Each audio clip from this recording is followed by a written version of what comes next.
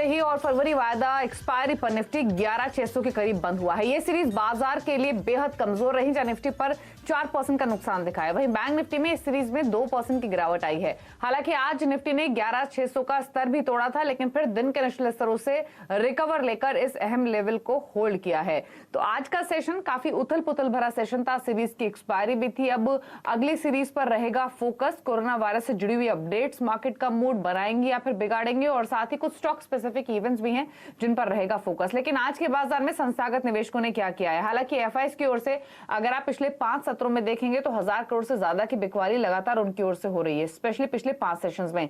आज भी उनकी ओर से बिकवाली हुई है 3127 करोड़ की। लेकिन इंटरेस्टिंग पार्ट या फिर कहीं इंपॉर्टेंट पार्ट यह है कि डीआईएस ने उससे ज्यादा क्वांटम में आज खरीदारी की है। लगभग 3500 करोड़ की बाइंग डीआईएस की ओर से होती हुई दिखी है। लेकिन अगली सीरीज के लिए कल के लिए संकेत क्या है वो सबसे पहले जान लेते हैं, उसके बाद मार्केट पर व्यू भी लेंगे। हमारे साथ मार्केट एक्सपर्ट शर्मिला जोशी भी हैं, साथ ही हमारे साथ आशीष वर्मा भी बने हुए हैं। पहले आशीष के पास चलते हैं। बताइए आशीष, क्या संकेत है अगले सत्र के लिए? देखिए, कल फ्राइडे है तो हफ्ते का आखिरी दिन होगा और साथ साथ ध्यान रखिए नई सीरीज का पहला कारोबारी सत्र होगा। और क्योंकि मैं सीरीज की बात कर रहा हूं तो कल से दरअसल 3 नए इंक्लूजन्स आपको वायदा बाजार में नजर आएंगे। बंधन बैंक, एचडीएफसी लाइफ और इन्फो एज, जो आज तक कैश मार्केट का कंपोनेंट थे, कल वायदा में भी उनका इंक्लूजन हो जाएगा। इसके अलावा रडार पर रखिए राइट्स को, क्योंकि ओएफएस खुल रहा है। कल रिटेल इन्वेस्टर्स पैसा लगा सकते हैं। फ्लोर प्राइस है 298 रुपीज पर शेयर का, और रिटेल के लिए जो भी डिस्कवर्ड प्राइस होगा उस पर 8 रुपए का डिस्काउंट होगा, ध्यान रखें। एमएससीआई में कई सारे बदलाव होने हैं और वो चेंजेस कल की क्लोजिंग से इफेक्टिव होंगे। मिसाल के तौर पे शैले होटल्स, जो कि MSCI India domestic small cap index का हिस्सा था, उससे हटाया जा रहा है, डिलीट करा जा रहा है, तो ये स्टॉक रडार पर रहेगा। इसके अलावा कई सारे वेटेजेस इंक्रीज और रिड्यूस हो रहे हैं, तो उन स्टॉक्स पे वो इम्पैक्ट कल देखने को मिलेगा। एसबीआई कार्ड्स का आईपीओ कीनली अवेटेड है, जो अगले हफ्ते खुलना है, लेकिन कल इसकी एंकर बुक खुलने जा रही है, तो इसीलिए इंपॉर्टेंट दिन। बोर्ड मीट्स हैं पीवीआर की, जो कि इंटरिम डिविडेंड पे विचार करेंगे, और हटको की, जो फंड रेजिंग पर इस कंपनी का बोर्ड विचार करेगा। अच्छा, इंटरिम डिविडेंड की एक एक्स डेट है पीएफसी की, 9.5 रुपए का इंटरिम डिविडेंड है, तो वो तगड़ा एडजस्टमेंट कल आपको स्क्रीन पे नजर आएगा। कल Q3 FY20 के जीडीपी के आंकड़े भी रिलीज होंगे शाम को आने, और एक्सपेक्टेड है कि एक मार्जिनल इंप्रूवमेंट होगा क्यू ऑन क्यू। तो 4.5% लास्ट क्वार्टर जीडीपी था, 4.6% इस बार एक्सपेक्टेड है, 10 बेसिस पॉइंट्स का एक माइनस इंप्रूवमेंट। और एक और बात, कल टेलीकॉम स्टॉक्स रडार पर रहेंगे। डिजिटल कम्युनिकेशन कमीशन की जो बैठक होनी थी आज की जगह कल के लिए टल गई है। दरअसल टेलीकॉम कंपनीज को रिलीफ देने पर यह बैठक होनी है, उस लिहाज से इंपॉर्टेंट है। शुक्रिया आशीष, ये डिटेल्स बताने के लिए। ये कल के लिए जो अहम संकेत हैं वो आशीष ने बताए हैं, जो इवेंट्स हैं। अब आउटलुक ले लेते हैं शर्मिला जोशी से। शर्मिला जी, गुड इवनिंग। पहले तो अपना व्यू मार्केट्स पर ही दीजिए। काफी खराब परफॉर्मेंस रही फरवरी में, और अगेन अगर मार्च को देखेंगे तो नजरें ग्लोबल इक्विटीज हो या फिर इंडियन इक्विटीज हो टिकेंगी कि कोरोना वायरस से जुड़ी अपडेट्स क्या आ रही हैं। अब आपने सजेशन अपने क्लाइंट्स को अगले 1 महीने के लिए क्या दिया है? आपका क्या व्यू है मौजूदा लेवल्स पर? अगर यहाँ से वीकनेस एक्सटेंड होती है तो मार्केट कितना नीचे जाने की पॉसिबिलिटी है? हाँ बिल्कुल, एंड आई थिंक कि जैसे कि आपने कहा कि पूरा फोकस जो रहेगा ऑन एंड ऑफ वो कोरोना वायरस के डेवलपमेंट्स पर ही रहेगा, क्योंकि जिस तरह से अब ये चीज़ ये डेवलप हो रही है, पहले एक रीजन के लिए वो सीमित थी, China was on a lockdown, लेकिन अब जिस तरह से अलग अलग देश के हिस्सों से केसेस रिपोर्ट हो रहे हैं, तो there is a good chance कि थोड़े दिनों में इसको एक पैंडेमिक कहलाया जाएगा। तो उससे चीज़ें काफ़ी बदलेगी, but so I think you will continue to react to news of corona virus, कि जैसे अगर यूएस से और केसेस रिपोर्ट होती है तो अनडाउटेडली ये जो रिस्क ऑफ हम देख रहे हैं ना, इसको रिस्क ऑफ ट्रेड कहते हैं, कि जहाँ पर जो एफआईएस है वो इमर्जिंग मार्केट्स या कोई भी इस तरह के रिस्की जोग्राफीज में नहीं ऐसे पैसे रखना नहीं चाहते कोई भी रिस्की ट्रेड में, और वो विड्रॉ करते हैं। और जिस तरह से हमने देखा है, आपने भी जिक्र किया कि एफआईएस की काफ़ी सेलिंग हुई है। So I think that's the big concern, क्योंकि अब तक जिस तरह से मार्केट्स रैली हो रहे थे और ऊपर जा रहे थे, that was on the back of FI buying, और वो किसी भी तरह वो पिक्चर चेंज होना चाहिए. We are seeing almost 3000 crores selling in the last 2 days और फरवरी में काफी बड़ी बिकवाली हुई है. So first you need to see that taper down और उसके बाद आई थिंक मार्केट संभलेगा. And I think it will go hand in hand with किस तरह से न्यूज डेवलपमेंट होती है कोरोना वायरस पर. So I think that's obviously the big global event to track, and I think markets will broadly take their cue from there. और फिर से जैसे कि आपने जिक्र किया कि some spaces अच्छे रिएक्ट हो रहे हैं, for instance the chemical space, तो उस तरह की मूवमेंट हम देखते रहेंगे. चलिए आगे बढ़ेंगे. अब आपके सवालों करते हैं शामिल. यहाँ से सीधे रुख करते हैं स्टॉक फटाफट का.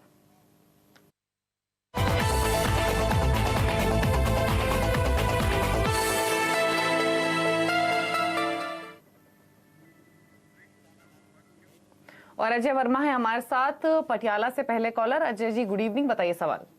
Good evening ma'am. मेरे पास रैलीज इंडिया के 800 शेयर्स हैं जो मैंने 232 पे बाय किए हुए हैं. मुझे होल्ड करना चाहिए या सेल कर देनी चाहिए? ठीक है, आपके बाइंग प्राइस के आसपास रैलीज इंडिया ट्रेड कर रहा है. शर्मिला जी क्या सजेशन होगा, एग्जिट कर ले इन्हीं लेवल्स पर या फिर होल्ड रखें? मेरे हिसाब से वो बने रह सकते हैं इसमें, क्योंकि जिस तरह से दो सेक्टर्स है. एक तो जिनके लिए इस ये पूरे माहौल में भी काफी हम पॉजिटिव न्यूज फ्लो देख रहे हैं. One is of course the chemical space और दूसरा थोड़े हद तक फर्टिलाइजर स्पेस. और अगर आप overall you take the kind of valuations Reliance is trading at, या जिस तरह से Q3 के नतीजे आए हैं, इन सब चीजों को ध्यान में रखते हुए ऐसे लगता है कि वो ये स्टॉक को फिलहाल होल्ड कर सकते हैं. ठीक है, होल्ड करने की सलाह है, बने रहिए इसमें. 270 272 तक के टारगेट्स आपको मिल सकते हैं. अगला व्हाट्सएप के जरिए सवाल आया है पवन पाटिल का नागपुर से. सवाल है इनका GNFC पर. इनके पास जो क्वांटिटी है वो 800 शेयर्स की है और जो प्राइस है वो है 200 रुपए का. और इनफैक्ट GNFC में आज काफी अच्छी बाइंग देखी भी गई, लेकिन फिर भी ये नुकसान में है थोड़े. बताइए क्या भी होगा शर्मिला जी GNFC पर? यहाँ पर भी होल्ड रहेगा, but I think overall my concern here is more to do with the fact, एक तो जिस तरह से हमने देखा है कि स्टॉक करेक्ट हुआ, कि जब से उनको भी कुछ टेलीकॉम ड्यूज है, तो उस वजह से थोड़ा बहुत इस पर एक नेगेटिव इम्पैक्ट आया और वहां से हमने स्टॉक को करेक्ट होते हुए देखा है. So that's a news flow you need to track. लेकिन अगर आप नतीजे देखें और जिस तरह का वैल्यूएशन फिलहाल स्टॉक को मिल रहा है उनको देखें, तो फिलहाल ये स्टॉक होल्ड होता है. होल्ड करने की सलाह है GNFC. अभय ने हमें सवाल भेजा है गुजरात से. सवाल है इनका सुवन लाइफ साइंसेस पर. 100 स्टॉक्स है इनके पास और जो इनका परचेसिंग प्राइस है वो 42.5 का है. सुवन लाइफ साइंसेस क्या सजेशन होगा? काफी अच्छे प्रॉफिट्स में है ये, क्योंकि 65 पर स्टॉक कर रहा है ट्रेड. क्या करे अब ये? मेरे हिसाब से बने रह सकते हैं, क्योंकि इसमें जो बड़ी खबर है वो जो उनका क्रैम्स बिजनेस जो डीमर्ज हो गया है उसको बेचने की बात हो रही है. सो आई थिंक ये देखना पड़ेगा कि I think that's the news flow that you need to track, कि किस तरह से वो स्टोरी डेवलप होगी. और जैसे कि आपने कहा कि he is bought it at a fairly good price और उनको मुनाफा भी ठीक ठाक ही हो रहा है अभी. तो I think looking at the news flow and the valuations and the business, I think वो फिलहाल ये स्टॉक होल्ड कर सकते हैं. जी, तो सुवन लाइफ साइंसेस इस पर आपको व्यू दिया गया है, आप इसमें होल्ड कीजिए फिलहाल. ऑलरेडी आप अच्छे प्रॉफिट्स में, और स्टॉक में हमने काफी अच्छा मोमेंटम पिछले कई सेशन से बनते हुए देखा भी है. इनफैक्ट डीमर्जर के बाद से इसमें एक अच्छी तेजी बनती हुई दिखी है. एक ब्रेक के लिए रुक रहे हैं, लौटेंगे वापस, आपके कुछ और सवाल शामिल करेंगे, साथ ही हम बात करेंगे आज की वैल्यू पिक की भी. तो जल्द वापस आते हैं.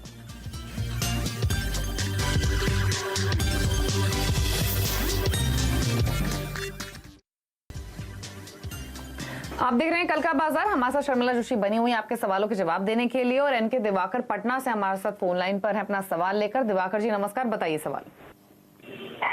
हेलो, हाँ बताइए दिवाकर जी, क्या सवाल है आपका? 5,000 शेयर जो है ना यस बैंक का लिए हुए हैं एट 40 पे, तो इसके कब तक होल्ड करें ताकि ये दुगना हो जाए 30 साल के आसपास जाए? इतना आसान होता दिवाकर जी ये बताना कि स्टॉक दुगना कब हो जाएगा, तो सबकी फिर कमाई होती बाजार में। लेकिन शर्मिला जी से राय ले लेते हैं आपके इस निवेश पर। शर्मिला जी, येस बैंक 5000 क्वांटिटी है, 40 के लेवल पर इन्होंने बाय किया हुआ है। अब बाय तो ऑब्वियसली इन्होंने इसीलिए किया है कि ये सोच के कि प्राइस कम है येस बैंक का और शायद चला तो 70-80 भी हो सकता है, क्योंकि वो लेवल्स भी देखे हैं स्टॉक ने। अब क्या सजेशन होगा इनके लिए? सो आई थिंक फिलहाल के लिए होल्ड ही रहेगा। ये बहुत एक्चुअली डिफिकल्ट स्टॉक है कुछ कमेंट करने के लिए, बिकॉज इसमें न्यूज़ फ्लो जिस तरह से रहा है दैट इज एक्चुअली जिससे स्टॉक पूरा विपसा हो रहा है। लेकिन अब ये उम्मीद है, क्योंकि कंपनी ने अपने रिजल्ट्स नहीं डिक्लेयर किए थे और उन्होंने तब कहा था कि they are sort of busy in getting a investor in, और सब उसमें लगे हैं, तो they were not in the position to declare numbers. So I think they have time till March 13 और 14, तो और 10-15 दिन की बात है। तो होपफुली बहुत सारे इश्यूज पर क्लैरिटी होगी कि which is the investor, what is the procedure that they will follow, etcetera etcetera. तो फिलहाल के लिए आई थिंक बने रहे। बट एज आई सेड, ये स्लाइटली थोड़ा this becomes a slightly difficult question to answer very honestly. ठीक है, तो फिलहाल आप होल्ड कर लीजिए, जो डेवलपमेंट्स हो उन पर नजर रखिए, उसी के हिसाब से ये स्टॉक रिएक्ट करेगा। शशिकांत हैं इंदौर से हमारे साथ। शशिकांत जी नमस्कार, बताइए सवाल अपना। जैन मैम, मेरा नाम पहली बात तो श्रीकांत पटेल है, मैं इंदौर से बात कर रहा हूँ। मेरे पास एयरटेल के 800 शेयर हैं @865 में।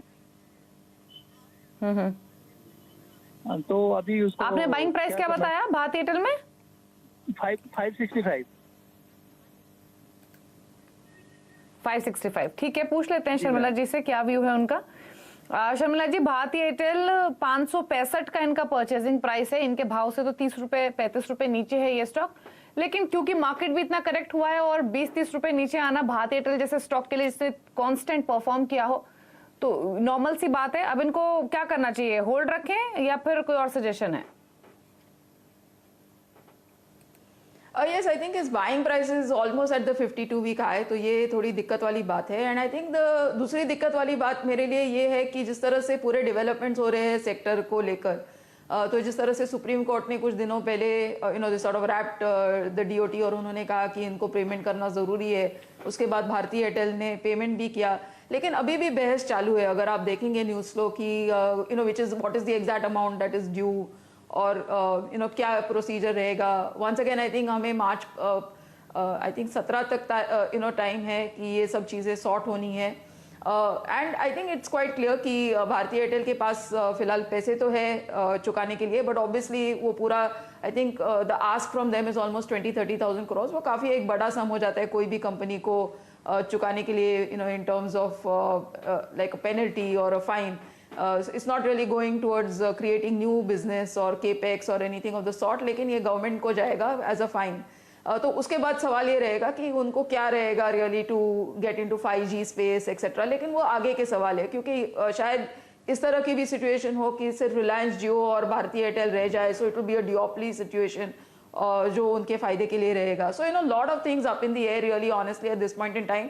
लेकिन जैसे कि आपने कहा, क्योंकि उनकी बैलेंस शीट काफ़ी ठीक ठाक है and it's a going concern, फिलहाल के लिए बने रहे।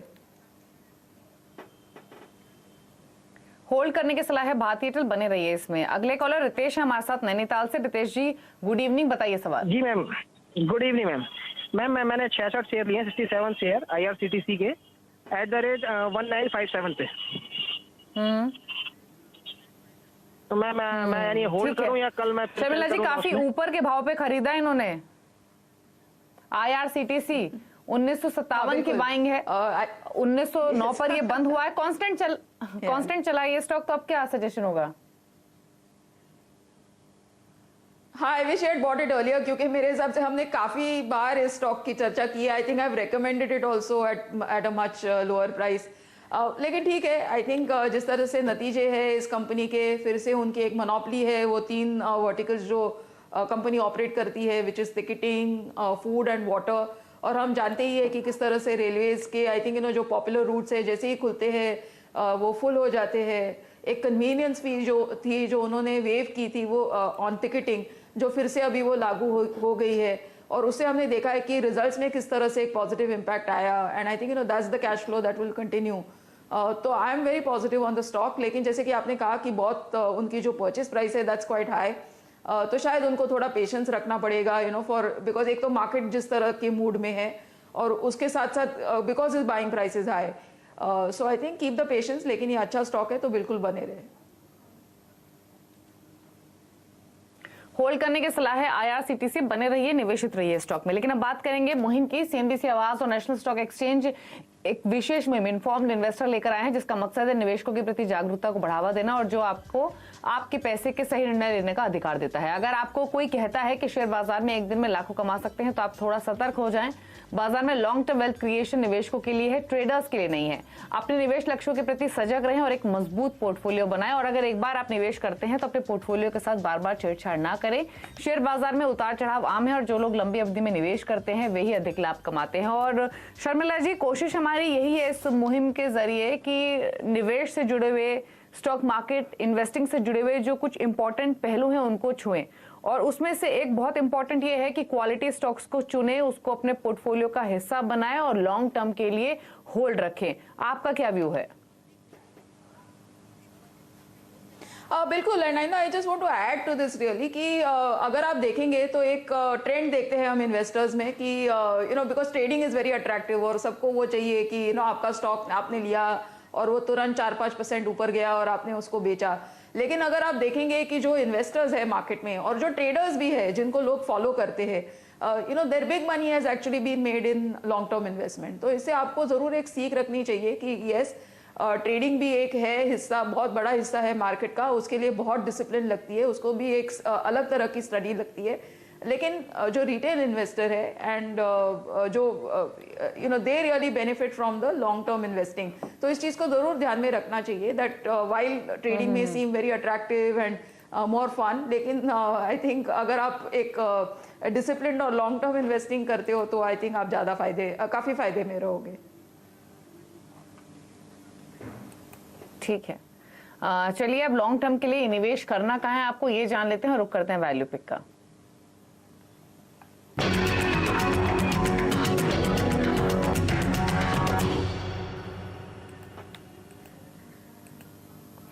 बताइए शर्मिला जी, आपका स्टॉक कौन सा है?